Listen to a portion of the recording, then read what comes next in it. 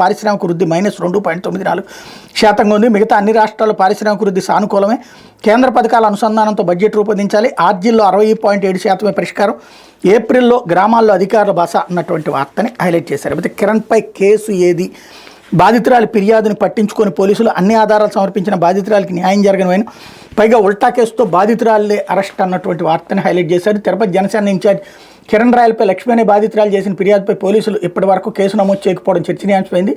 ఇచ్చిన డబ్బులు తిరిగి ఇవ్వాలని అడిగినందుకు తమతో గొడవపడి శారీరక హింసించి తీవ్రంగా కొట్టి గాయపరిచి అసభ్య పదజాలంతో తిట్టారని ఆమె ఫిర్యాదు చేశారు. అండగా ఉంటానని మోసపూర్తిగా నమ్మించి శారీరక సంబంధం పెట్టుకున్నాడని, ఆర్థిక సమస్యలు ఉన్నాయని తన నుంచి ₹1,20,00,000 300 గ్రాములు బంగారు నగలు తీసుకున్నట్టు ఫిర్యాదులో పేర్కొన్నారు. అందులోంచి 15 లక్షల నగదు, మరో 15 లక్షలకి చెక్కు బాండు ఇచ్చారని తెలిపారు. మిగిలిన సొమ్ము త్వరలో ఇస్తానని చెప్పి ఇప్పటివరకు తిరిగి ఇవ్వకపోగా అడిగిన సమయంలో నీకు దిక్కున్న చోట పోయి చెప్పుకో, నన్ను ఎవరు ఏం చేయలేరు, నాకు పోలీసులు పవన్ కళ్యాణ్ నాదెళ్ల మనోహర్ అండుంది, నన్ను ఎవరు ఏం పీకలేరని అన్నారని ఫిర్యాదులో వివరించారు. అందుకు సంబంధించిన పలు ఆధారాలు సాక్ష్యాలు చూపించారు. అయినా ఇప్పటివరకు కేసు నమోదు కాలేదు. 1.2 కోట్ల మేర మోసగించారు. మహిళ ఫిర్యాదు చేస్తే డబ్బు ఇప్పించాల్సిన, న్యాయం చేయాల్సిన పోలీసులు ఇలా వ్యవహరించడం చూసి జనం ముక్కును వేలేసుకుంటున్నారు.